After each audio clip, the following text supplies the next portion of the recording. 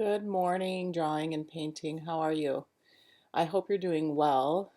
Feel free to reach out to me any way that you can, but shoot me an email. I'm checking that lots of times a day. If you aren't feeling great or you're just isolated or lonely, please don't hesitate. I miss those connections with my students for sure. Okay, assignment number 3. I wanted to walk through with you. So it is in the purple folder here. It's due on Friday, just like the other assignments. I'm going to continue to try to push something out on Monday and have it be due on Friday. This week's going to be a big week for us as we're waiting for Governor Whitmer to tell us more about what it is that is more long term for us. So I'm really thinking about that, especially for your class, because I'm not sure what materials everyone has at home, and I'm going to just assume that you have nothing.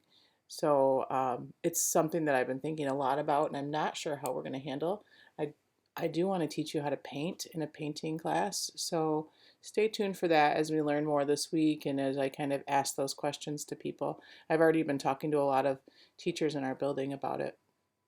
But here's assignment number 3. This is a PDF I made for you to explain what my thought was. This is my vision for this project. Let me make this a little smaller. Okay. So I'm imagining that you do a drawing, but you also take a photograph of it when you're done. So the concept will be to tell the story of your time right now in this quarantine situation. So the drawing part, this part here, will be what you wish you could do, what you're thinking about, any emotions you're having right now, or maybe just an imaginary world that you wish you could access, or maybe you are having a really creative time right now, and so tell that story. Tell the story of kind of where you're at right now in week 3 of this strange world that we're living in. And then think about, after you draw it, how you're going to take it out of your sketchbook.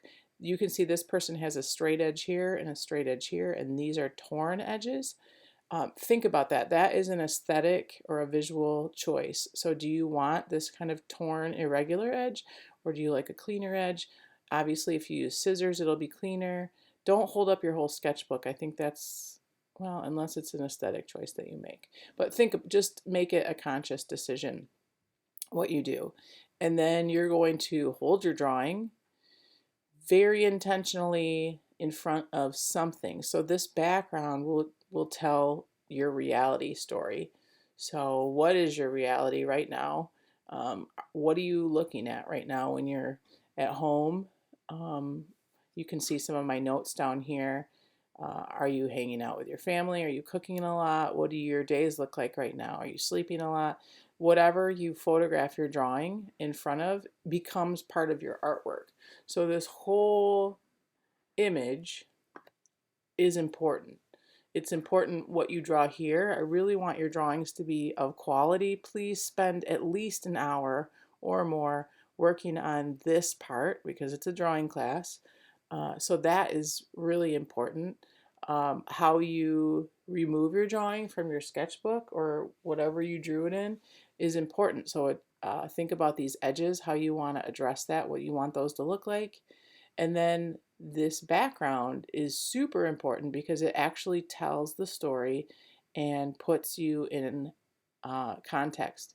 Now, I think the challenge will be, how do you connect the photo with the drawing? So you can see this guy is here in the picture, and so half of his face is a photograph and the other half of his face is a drawing. So what I encourage you to do, and this is probably the most important part conceptually, is how to connect your picture, what's in your background, with your drawing.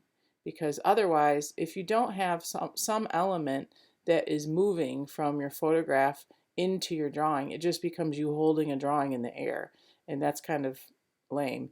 So think about how you're going to incorporate something that's in your reality right now that flows into your drawing. So obviously when you hold it in place, the placement of your drawing and how you're holding it and where you're putting it is going to be very important.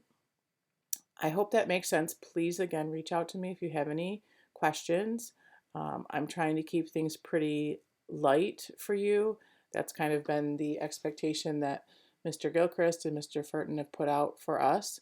But I also want to stay engaged with you and make sure that we're still continuing to do things and to learn. So please don't hesitate to reach out if you need anything. If you have questions about the assignment or if you just want to chat, I am here.